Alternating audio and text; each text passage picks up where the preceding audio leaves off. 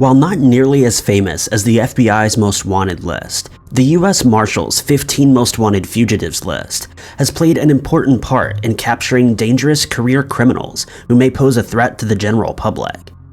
Most recently, the attention that comes with being on the Most Wanted Fugitives list has helped to capture Jeffrey Forrest, a Texan who was featured on Investigation Discovery's In Pursuit with John Walsh. While not every criminal on the list may seem dangerous at first glance, all are considered armed and dangerous by the U.S. Marshals Service, and the public is warned not to attempt to apprehend any of these individuals. These are 5 criminals on the U.S. Marshals Most Wanted list. Number 5. Raymond Berga was 31 years old when he was arrested for smuggling weapons from Orlando, Florida to Puerto Rico in 1992. Berga has been in the game for a long time and has risen to a position of power in the smuggling gang. He provides guns, ammunition, and firearm accessories to gangs and drug cartels in Puerto Rico that had strong links to Colombia. Puerto Rico, at the time, was in the middle of a violent turf war fought by rival narcotics traffickers and the police, who were severely outgunned by the criminals due to Berga's work. After years of trying to track down the man they knew only as RoboCop, agents from the Bureau of Alcohol, Tobacco, and Firearms arrested Berga in February of 1992. He was en route from Miami to Puerto Rico and had a suitcase filled with guns and ammunition with him when he was caught.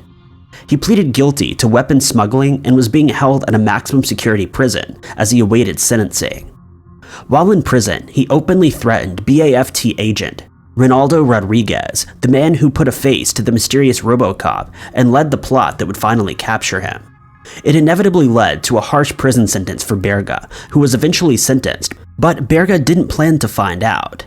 On July 3, 1992, Berga swaddled himself in blankets and mattress foam and escaped the prison, jumping from the prison's interior patio and out of the barbed wire enclosure. The whole time that he'd been in prison, the notorious Oso Blanco, he'd been preparing for the escape. Assuming Berga was planning to make good on his threats, Agent Rodriguez was quickly taken back to the US mainland as the search for Berga began. This assumption was apparently proven correct not long later when Berga's grandmother allegedly received a phone call from him. He said he would not go back to prison until he'd killed the agent that put him there. 8 years later, and with little in the way of leads, Berga was put on the Most Wanted list, where he has remained for the last 20 years. There have been rumors of his death, but US Marshal agents have enough evidence to believe that he's still alive and continuing to work in the criminal underworld. At the moment, it's believed he lives and works in the southern US and has been smuggling women from Mexico into the US for prostitution.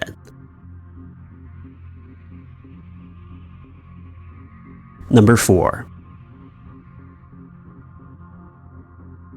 Growing up in a rough neighborhood in South Tucson, Arizona, Ruben Rodriguez had joined a gang as a teenager in order to gain protection.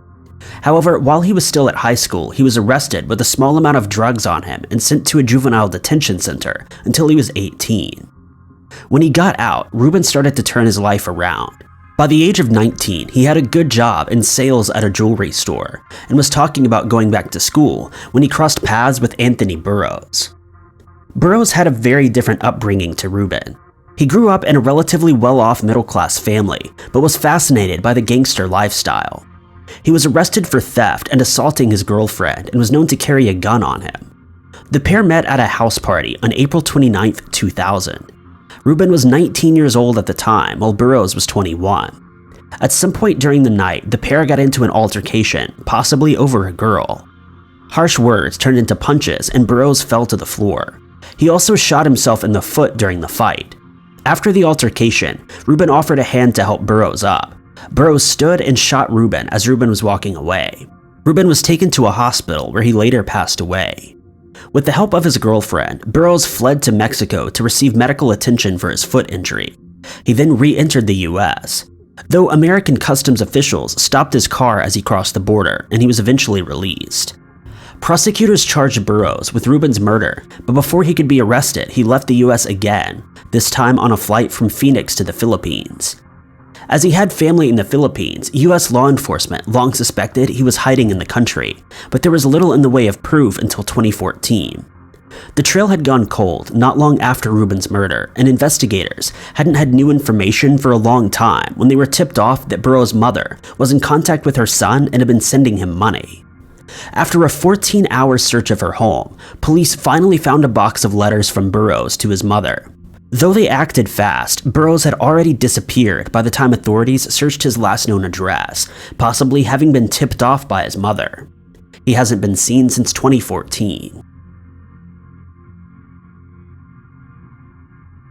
Number 3. Unlike others on this list, there was no daring escape that saw John Ruffo flee the scene of the crime. Ruffo, a plain-looking, heavy-set white guy, simply walked out of his house and was never seen again. Ruffo ran a small company that sold and serviced IBM computers in the 1990s. Through the business, he met Edward Rayners, a Philip Morris employee. The pair thought they would be able to make millions on the stock market if only they had the initial capital. Together, they concocted a relatively simple plan that would convince banks from around the world to invest in them. They invented a secret Philip Morris project code named Project Star. According to them, Philip Morris was working on a research project with the US government and needed money for new computers. Ruffo and Rayners made bankers sign confidentiality waivers stating they wouldn't discuss the project with anyone, even Philip Morris executives. The first bank they approached was keen to get on board. All they needed was the incumbency certificate signed by Philip Morris executives to seal the deal. Ruffo and Rayners were able to get the certificate by telling a Philip Morris secretary she'd won a competition run by a local radio station. The secretary signed what she thought was a release form to get her prize, and the conmen had their certificate. The scheme worked for years, and Ruffo and Rayners convinced banks to hand over millions of dollars. Rayners lived lavishly, but Ruffo showed no signs of having any wealth. Even his own family had no knowledge of the money. They were finally caught in 1996 when a Japanese bank called the secretary who'd signed the incumbency certificate to double-check Rayners' credentials. The scheme quickly unraveled, and both men pleaded guilty to bank fraud and money laundering. Ruffo was given a 17-and-a-half-year sentence but was allowed to self-surrender.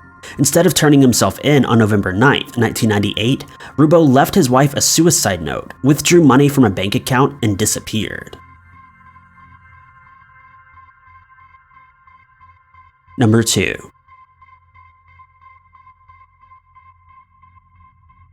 Robert Lee King is wanted for the 2005 murder of his girlfriend and the attempted murder of her 20-year-old daughter. In the early hours of December 1, 2005, Diana Smith woke to shouting from her mother's bedroom. She could hear her mother, Dorothy, arguing with her estranged boyfriend, King. Not much is known about King's relationship with Dorothy, but what little information we do have indicates that they'd parted on good terms and the relationship as a whole had been troubled. He had a history of controlling behavior and frequented X-rated stores. Diana heard her mother call for help and went into the bedroom to find King standing over Dorothy and striking her with a sharp object.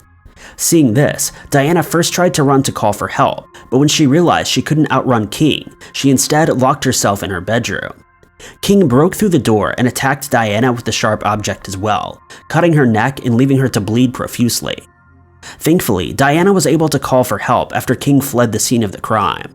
Emergency services declared Dorothy, who'd been almost decapitated, dead at the scene, but Diana was able to make a full recovery. In the 15 years since the murder, there's been little in the way of leads. Police say King was very close to his mother, even described by some as a mama's boy, and believe it's likely he stayed in Illinois near Chicago. Some reports even claim that he disguised himself as a woman in order to visit his mother. The closest police came to moving forward in the case came in 2012 when authorities searched a house in Mississippi. King was not at the property, but another man was arrested for being a felon in possession of a gun. Number 1. Larry Porter Chisholm is wanted for drug trafficking, armed robbery, plane hijacking, and kidnapping. Chisholm was 25 years old when he was first arrested in 1973. The unassuming, nerdy-looking university student had been running a drug enterprise, smuggling narcotics from Mexico, in addition to armed robbery. He was sentenced to 40 years in prison. For most people, that would be the end of the story, but for Chisholm, it was only a setback.